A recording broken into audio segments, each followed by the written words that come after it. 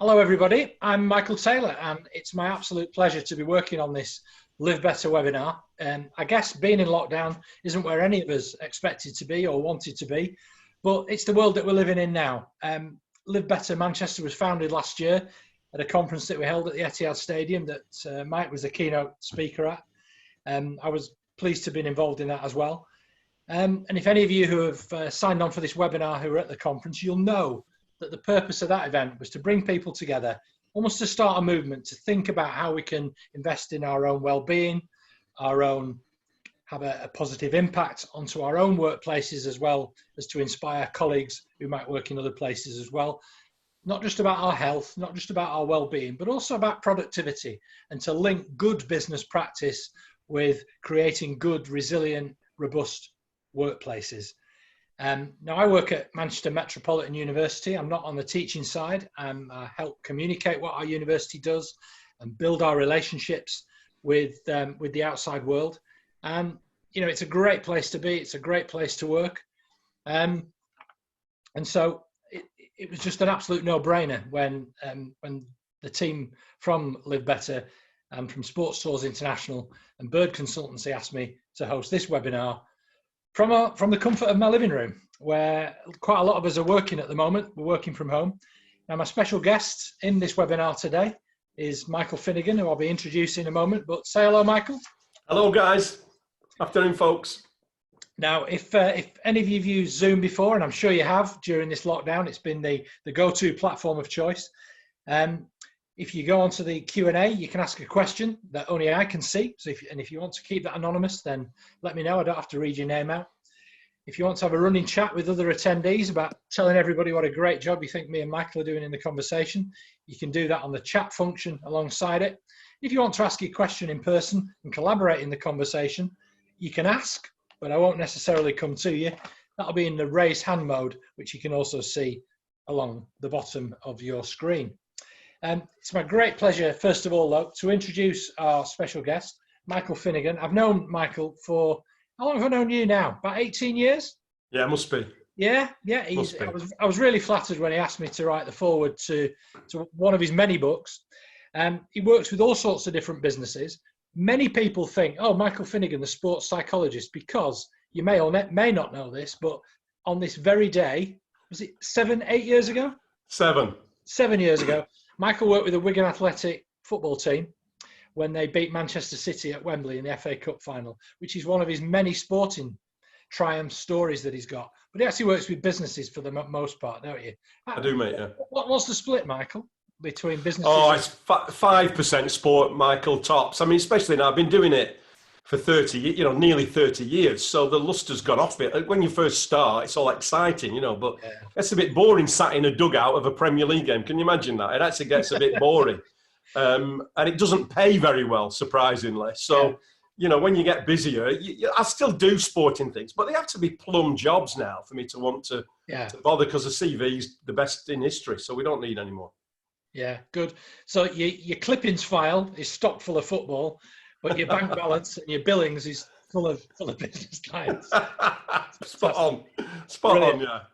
So, Michael, first of all, I'll ask you the obvious question before we start the conversation.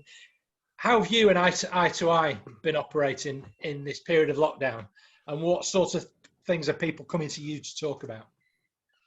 Well, first of all, we've got a young team behind us, and they have adapted to this brilliantly. I have to say, I was a bit of a laggard, but they've dragged me through it, and it's just been fantastic. So the first thing I'd say is we've been obeying it all, obviously, and supporting it, and then adapting superbly. So the innovation for us, I reckon we've probably done a year's worth of innovation in a couple of months, and that's been great. And then in fairness, then that is partly what people have been coming to us for, how to help cope. And it's interesting that what you notice is that the initial reaction is, and I'll probably talk about this later, but it's such a good point. The initial reaction was, it's going to be negative. And of course, that's the thing with change, isn't it?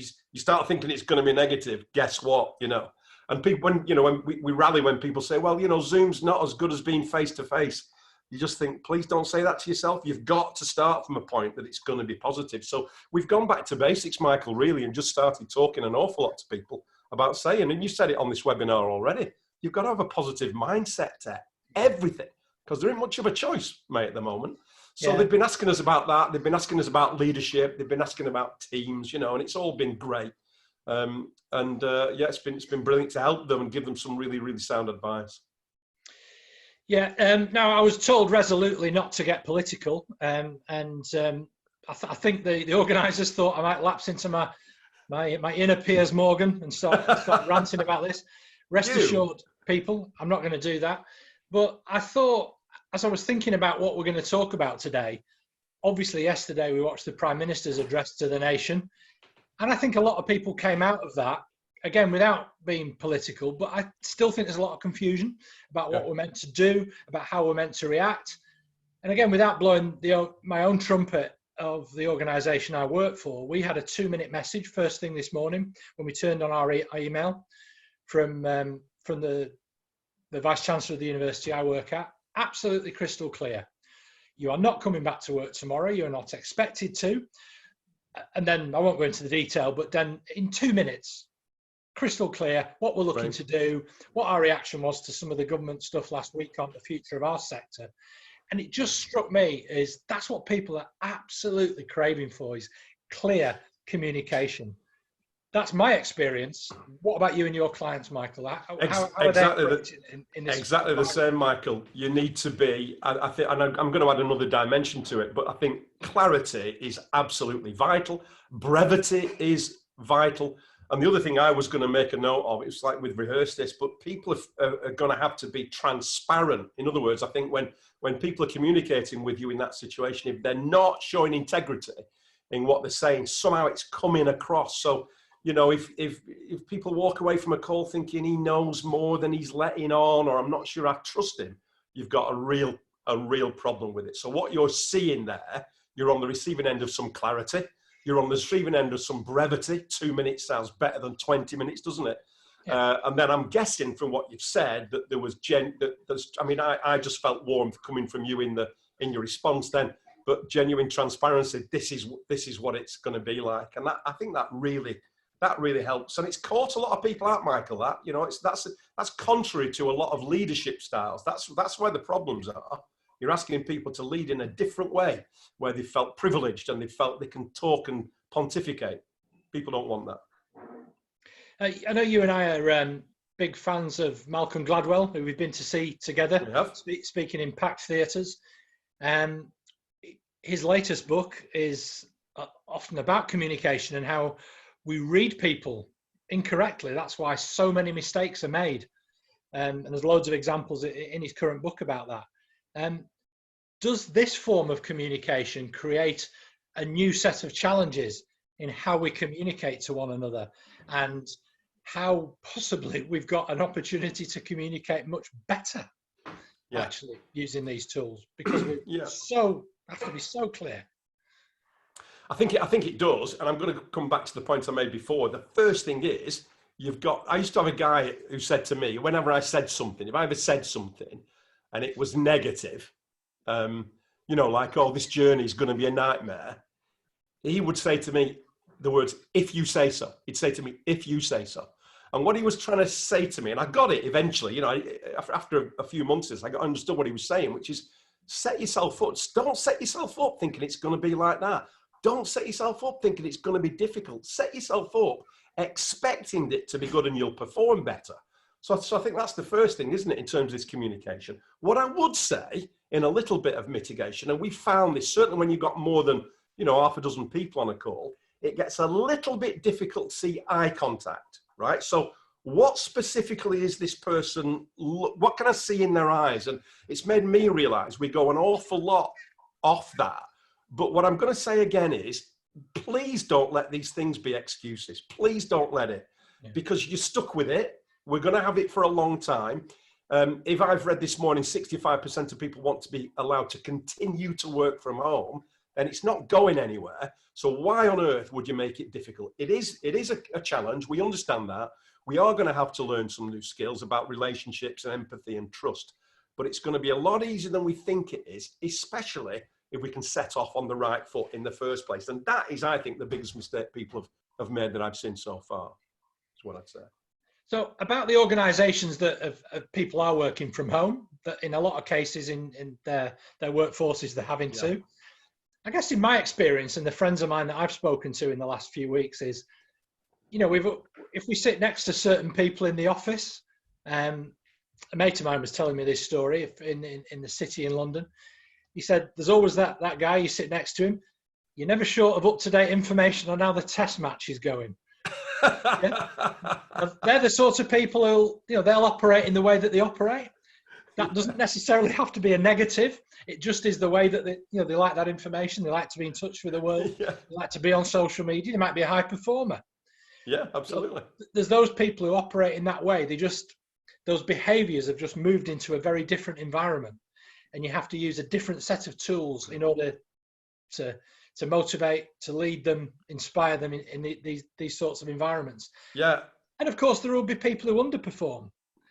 And they'll need a different set of triggers and behavioural tics for you to have to lead them as well. Well, Michael, the challenge is, I think, I had a company, we were working with a client the other day who have, I don't know how many people, they've got 15,000, and we were talking to about 250 of their leaders. We've been working with them consistently every week. And what you realise is, what somebody said was, we've never been more isolated physically. And yet, he said, as a leader, I've never felt more visible and more vulnerable, more in the public eye, which is absolutely true. And what they were dealing with, and what you've just hinted at there, is when you get people who maybe aren't performing and the call ends, they're on their own, aren't they? And they're going to be on their own for 4 hours, 5 hours before they get any kind of mentoring. So it's testing a few things, isn't it? What it's testing as a leader is, have you got a relationship with your people? Do they trust you? Do they respect you? Can they turn to you for advice from guidance? I'm running out of fingers here. Can they turn to you because they want to show some vulnerability? Yeah. So it's really testing those leadership parameters, and people are finding wanting there. But let me just go to the other side of that, because what I'm saying is, yes, the leader has to walk towards you and be a much better leader, but don't absolve yourself of responsibility here. So when that phone goes down and you're underperforming and you're going to be on your own now for 3 hours, don't just sit there saying, when is he or she going to motivate me? More than ever, what I'm saying is to people is that you have to be on the hook to be your own motivator, because there is nobody else there to do it. So what we're seeing is even more need. And listen, it's easy to talk about resilience and self-reliance. Those have been on the corporate agenda for 2 years or so. But now we're really seeing it. So now the test is on, isn't it? The chips are down. Can you be your own best friend? Can you be the voice that you listen to in your head? Can you control what we're calling that internal dialogue? Because there's nobody else there to help you do that. And that's part of the medium and part of the fact that we're not necessarily as connected as we were. So self-reliance is coming to the fore. So we're using a lot of that metaphors of like saying, when you get on an aircraft, it's put your own life jacket on first. It's not run around everybody else's. So take the responsibility for doing it. And that, I think, is a bit that people are struggling with more than anything else. It's not all about, going for a walk in the garden or spending some time with the kids. Great. How's your internal dialogue with yourself? How's that? Go there first, and then let everything else spring from that. That's what people are struggling with. And does that personal relationship between the leader and those that they're looking to lead, and that honesty that people that you're saying that they should have in those personal relationships, that's obviously a two-way process. That's about everyone saying, well, do you know what? I've got caring responsibilities. I've got kids I've got to homeschool at the same time as well. If you don't make whoever's leading you aware of those circumstances in which you're expected to perform at the same level, then they can't be expected to modify their leadership style if you don't know those things. That's a fair point, Michael. What you're saying here is, are the leaders and the people walking towards each other? Yeah. And I think where there's a will to do that, it shouldn't be a problem. But Michael, what it's testing, what we're seeing is it's testing relationships both ways. I don't trust you. You don't really trust me. We're going to have a problem. So it is incumbent upon the individual. We've always said this. I ran a customer service course 30 years ago, right? And I call this customer service course, the customer comes third. Well, guess what? Nobody bought it because everybody thought the customer came first. But what I was trying to say was, if you put the customer third, then your relationships with the colleagues come second. You and a colleague have to serve a customer. So you come second, and before that comes you. So you've got to get yourself in the right frame of mind first, before I pick the phone up to you in accounts and say, hey, Michael, I've got a customer, we've got a problem with their invoice. And then together we can go and sort them out. That's what I was trying to say. But it starts with me. So the positive I'm seeing out of all this is to give people that sense of self-responsibility. And I do think, Michael, what I do think is, when you see things on the news like 65% of people want to continue to work from home, I do think people will think they have more of a mandate now to front up, to say to the boss, look, I've got to take the kids between 12 and 2 or whatever, when they might have not had the bravery to do it before. So I do think now's as good a time as any to have those conversations, clear the air, get the parameters set, off you go. But don't be blaming it all on somebody else. Take responsibilities. I think what you're driving at, spot on. Yeah, and on balance, have the relationships in the workplaces of the clients that you've been working with, have they kind of let that element of trust go and it's worked? Have they been pleasantly surprised by the fact that they've got a workforce who are like putting a proper shift in, working from home in these very testing, difficult circumstances? Massively. I'd say, really I don't even think that's a marginal call, Michael. I don't even think it's a marginal call. Massively is what we're being told. So people are being surprised, more togetherness, more forgiveness, more understanding, and definitely more productivity. I mean, how good's that? Bear in mind, this wasn't rehearsed for, it wasn't planned for, it's just happened. People are massively impressed with the way people have behaved. By and large, most people that we work with have got decent values, they can self-regulate, and that is coming to the fore. And I'll tell you what else has happened that I'm seeing is unsung heroes, people who were formerly unsung, people who didn't get much airtime, people who never had the time to shine, people who never got to show their true qualities about their resourcefulness, and their ability to give for the other person. So you see new qualities and you see new people standing to the fore, and equally people fading away who haven't stood up. So it's cut both ways there. But I definitely think you're spot on with that as a comment. It's been really pleasing, but it's not been close. It's been massively beneficial.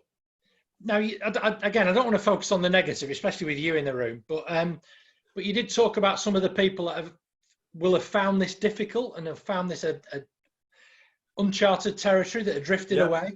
There's still an opportunity to bring those people back into the fold, isn't there? How do you go about doing that? How do you, rather than just concentrating on your high performers who've showed all the traits that you talked about, that they've risen to the challenge, all the rest of it, the shining stars. Bear in mind as well, these are workforces across the generations, for some of whom technology, not looking at anybody in particular, might not come as easy to everybody. They might not be digital natives. So how do you go about that process? Because there is the temptation, of course, to think, oh yeah, this lot, they were brilliant, they rose to the challenge. Well, maybe that's because the entry bar into this new environment is technological, and some people are more used to it than others. They might be in roles that involve using a lot of technology anyway. Yeah, but I think what you're seeing, Michael, what I'm seeing is people making their best to cut each other a bit more slack, okay? And that is absolutely essential. So where it's testing you is when you don't have the relationships with people and you're not sure what the circumstances are, you've got to cut each other a little bit of slack. One thing I've seen a little bit more is a little bit more of leaders expressing vulnerability, and being the first to say, I'm actually struggling a little bit myself. That's going to help. So anything that you can build into a conversation where you're going to cut me a bit more slack, you're going to be a bit vulnerable, you're going to make sure that we understand you're treating us fairly, and you're going to give us some time to adapt to these new ways of working is going to help. At the same time, and I know I've said it already, make sure that what comes across from you, if you're trying to build a relationship with me, is positive expectation that it's going to be fine, it's going to be, we're going to be able to make it work. It isn't all going to be smooth, and we'll hold your hand until you get there. So actually, again, I think it gives people a mandate to throw people a lifeline when otherwise they might have been on the way out the door. They might have been at the end of the career with someone. It's just giving you a little chance to caress them back in again. And leaders with empathy and with relationship skills are going to take advantage of that and see if they can turn people around. It might just be a nice little excuse for getting people back in, if you can think of it like that. Now, you and I have spent a bit of time a few years ago with one of the, I suppose, leading business thinkers in the world, Kevin Roberts, used to be with Saatchi and Saatchi, went to my school. People used to say, "Oh, was he in your class at school?" And I'm thinking, no, he was 15 years older than me, but I'm glad you introduced me to him. I did, yeah. But one of the things that Kevin always used to talk about was for a while there was a real obsession with work-life balance. And I think for high performers like him who operate across continents and time zones and constantly traveling, working with clients all over the world, he spoke about work-life integration, which is fine when you're a CEO of a large corporation like Saatchi and Saatchi. It's strange though, isn't it, that I found myself thinking about that theme now, because it is absolutely work-life integration. I mean, I'm literally in my living room on my sofa now, where usually I just watch telly. Yeah. But here I am now. This is where You're not watching telly now, are you? No, I'm definitely not watching telly now. But that's what it is. It's work-life integration, and that is the appreciation of your staff doing those things, as we've talked about, but also you as the whole person, the individual as a whole person, interacted at every level, in every aspect of your life. The phone going off, as mine probably has done already here, from family members, from kids running into the room, interrupting you, which we've seen on Zoom calls and stuff. Yeah. But the tolerance level for all of that, it's totally different now than it was previously. You're not expected to dress up in a suit and tie, even all those things, as I notice you haven't. No, I haven't. Thank you for pointing that out. You don't want to see the bottom half either. or my bottom half. They'll never know. They'll never know, Michael. But you know what I mean, don't you? So that concept, work-life integration, the whole things are now just so intertwined. Yeah, it is, and but it's a positive. Do you not think? I mean, I do. Sorry, I hope I interrupted you there, but it's a positive because, I mean, I remember working we did some work last year with Pretty Little Thing in Manchester. Yeah. And you know that what you understood there was, while they were out in a nightclub at 2:00 in the morning, they would take a call from a colleague in Los Angeles where it was only 8:00 at night or whatever, and they wouldn't mind. They didn't mind that, you know. Right. But what it also meant was, you know, if they wanted to go to a pub at lunchtime and have an hour and a half, they had an hour and a half. Now that for me was the ultimate. You've called it integration. I called it blend. And what I learned from these young people, these, you know, young team members in their 20s, is they didn't mind. They didn't mind it. And part of that was because, of course, they loved what they were doing. So here's another leadership challenge. Do your people love what they are doing? So is a phone call from you or a text from you at 2 a.m, you know, an interruption?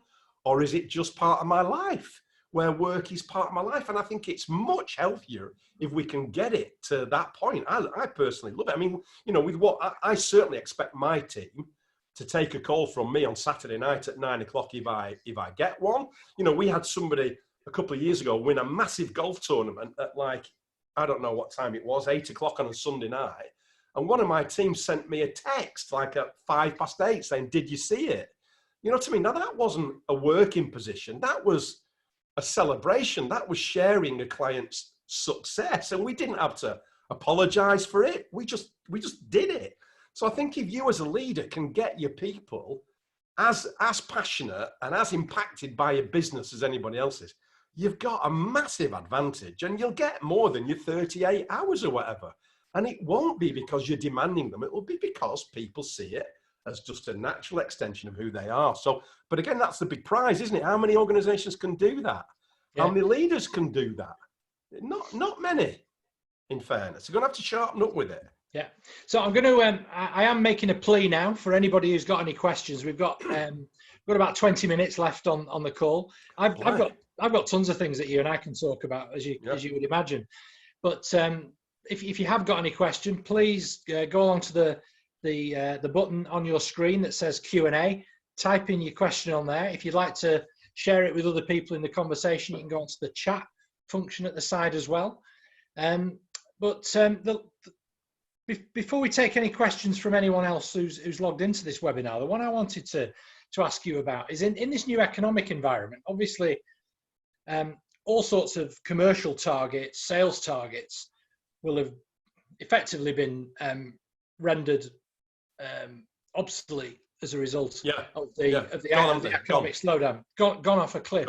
Yeah. So people have to be therefore measured with all sorts of different metrics. Now, you'll obviously have clients who have to motivate a sales force, who have to inspire them, point them in the right direction on what their metrics are for success. Yeah. How are they going about recalibrating that relationship with people who are motivated by hitting targets and that they're very commercial and financially motivated? Michael, it's a great question. It must be on the lips of a lot of people, I think. And let's be radical with some answers. First of all, if you're an organization who motivates people by money, you got a problem, right? You got a problem. And you and I have probably been on the end of a relationship where we can tell the person on the other end is not interested in you. They're interested in them and their commissions or their sales targets or whatever. So now they've got away with it in the past for whatever reason.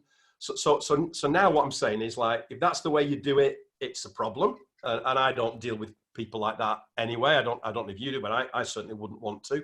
But what I'd say is that what it's driving people towards is, let's go back to the individual. You know, if I'm a job working in an organization and I ain't going to hit my sales targets and my pay's going to be 50% this year of what I thought it was going to be, maybe it's going to make me ask a couple of things. Is this a company I really want to be working for? Or was I here just for the money? And if you were here just for the money, maybe you shouldn't have been here. So let's have a look at the vision and values and the mission and the culture of the organization. And then secondly, if the answer to that is, you know what, I really like it here, it's a family, they've got my long-term future at heart, then you just have to take a little perspective and say, do you know what, maybe the new bonus is just kind of having a job. I mean, you know what I mean? Maybe I'm just lucky and I have to change my perspective and say, you know, I mean, I'm saying to people, look, in 5 years' time, will this have changed where you are in your life? 5 years from now? I mean, our organization isn't going to hit its sales targets for 2020. But I'll tell you what, by the time it gets to 2023, we'll have made it up. Do you know what I mean? We'll have made it up probably in 2022, because that's the mindset we're going into it. These things, life isn't a straight line, is it? Have you exactly got to every single destination you ever went to? I haven't. And I want people to have that mindset. Hey, do you know what? It's just a kink in the road. Get on with it. It's a big one. The M6 is shut, but get back on. You'll be all right. Long term, it won't have any hardship for you. So I'm saying to organizations, check your vision and values, make sure you're a company that people want to work for. And I'm saying to the employees, take some perspective. And if you can't, you're probably in the wrong job, wrong industry, wrong company, you know, because you might be lucky just to get out of it short term. There you are, that's what I think. No, that's brilliant, mate. We've had a lot of questions, as we'd expect, coming in from members of the audience sat at home or wherever they are. In fact, they could be in the park with family members. It can be now, can't they? They can be now. Singular, a family member. Yes. So the first one is, we've sort of covered it, but the very fact that someone's asking it, maybe we didn't cover it well enough. We haven't bottomed it, have we? Yeah, which is, what are the top tips and tools for motivating a team working from home? Where do we start if people are really struggling to self-motivate? Right, okay.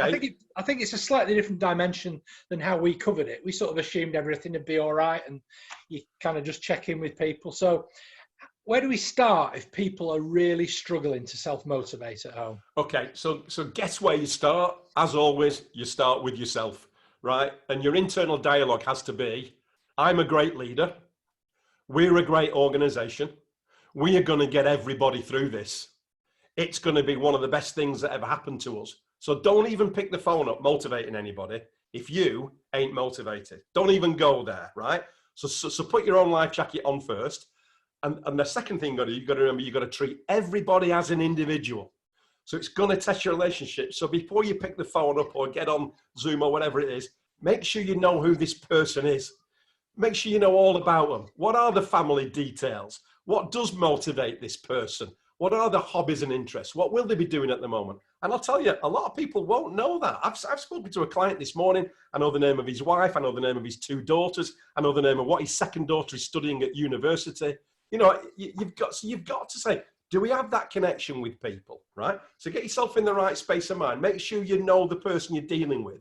And what you've then got to do, if you've got a relationship that's in place and you go on to that Zoom call or whatever with some empathy, what you've got to do is you've got to agree a way of working with that individual. And what has it got to be, Michael? It's got to be clear, it's got to be brief, and it's got to be transparent. We started the top of the show saying that. Yeah. So you've got to identify. And if you think as a boss that one size will fit all and that everybody will fit into around you, you're going to find yourself disappointed. You're going to have to fit around them.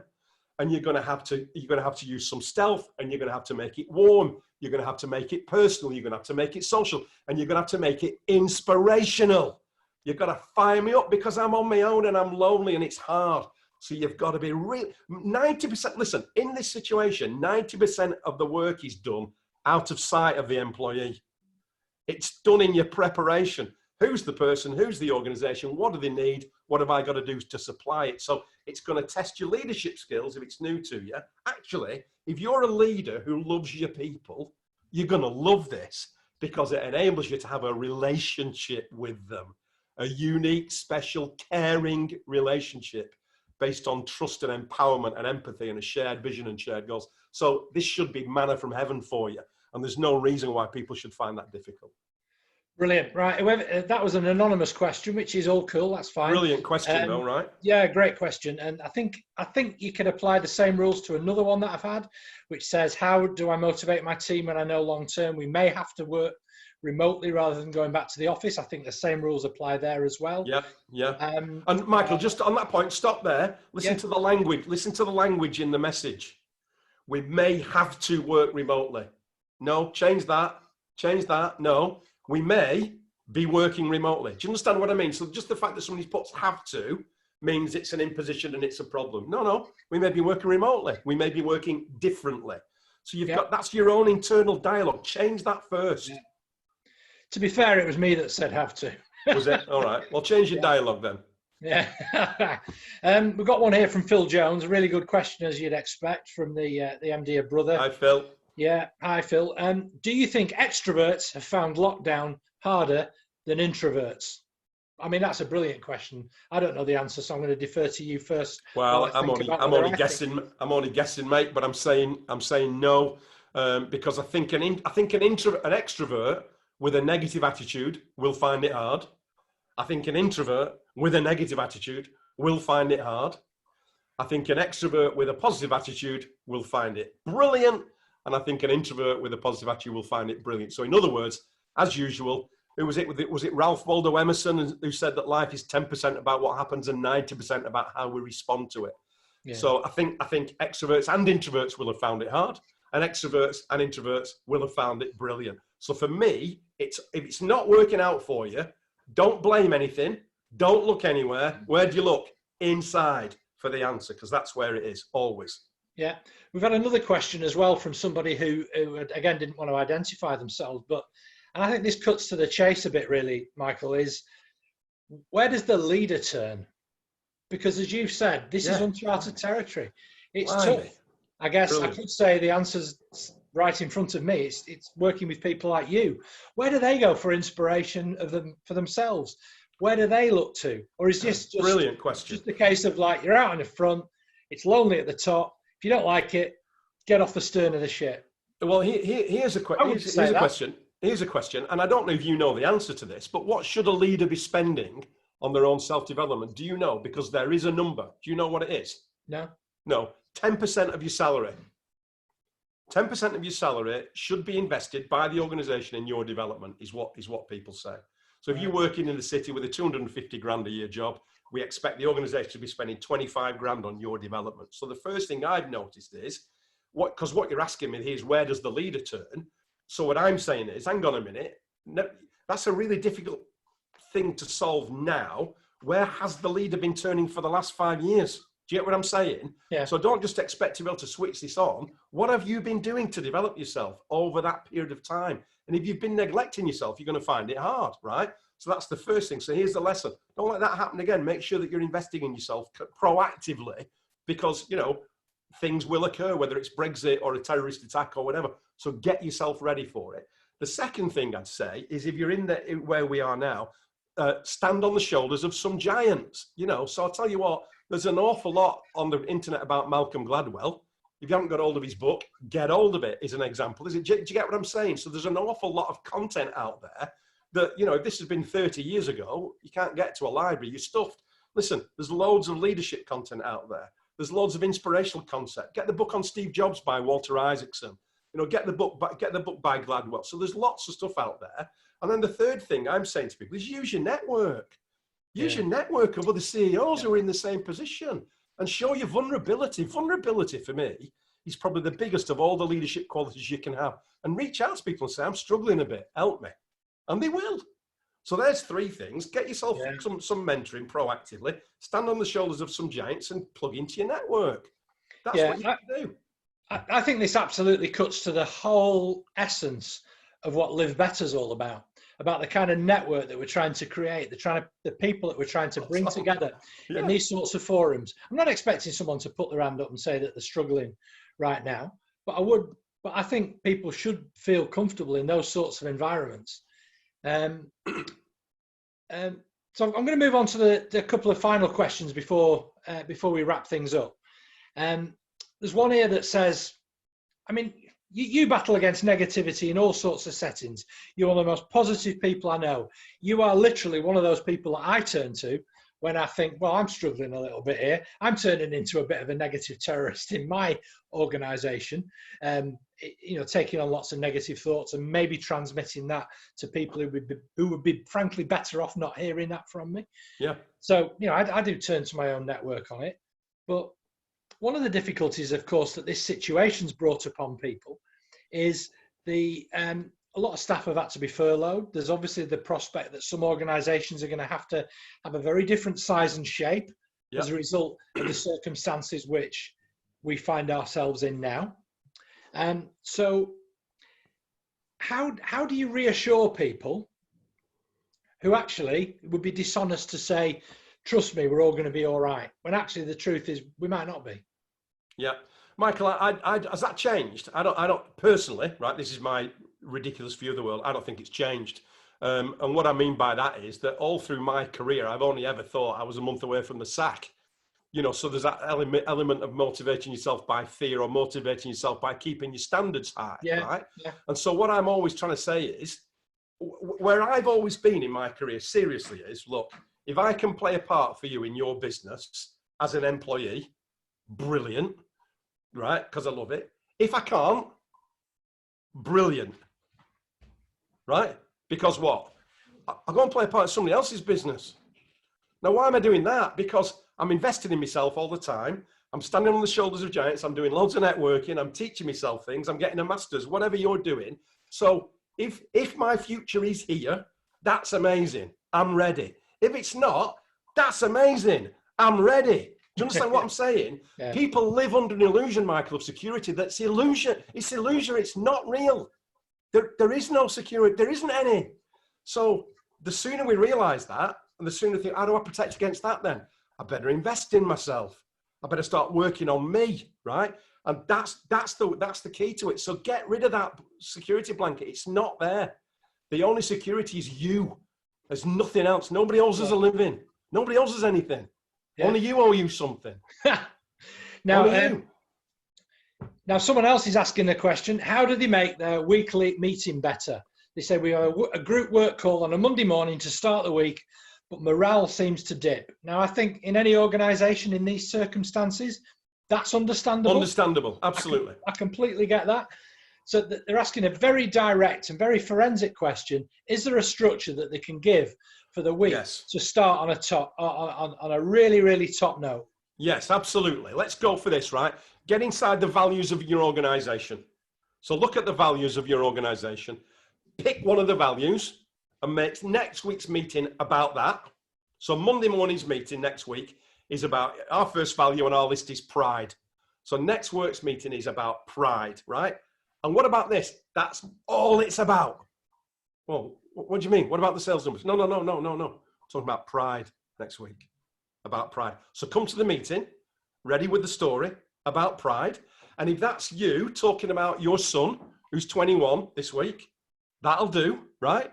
If it's you talking about a Blackburn Rovers coming back from 2-0 down to win a game 3-2 in the last 15 minutes, that'll do. Come and talk about that. right? And then if I'm the leader, I'm going to come with a story and I'm going to kind of start it off. So whether it's the first 5 minutes, 10 minutes, 15 minutes, or the whole meeting, I don't care. Make it inspirational. Bring something of yourself to it. But you know, I'm going to talk about, if I was doing a meeting today, I would probably go to that film Hidden Figures that I saw last night on Film 4. And the moment there when that girl, Mary, walked out of her college with her certificate, with her master's degree in aeronautical engineering, I would play that 15-second clip and say to my team, what's that all about? How does that girl feel? Why does it feel so good? You could run a whole meeting, Michael, off a 15-second clip off Film 4. Do you know what I mean? So you've got to make this, you've got to take it away from the day-to-day.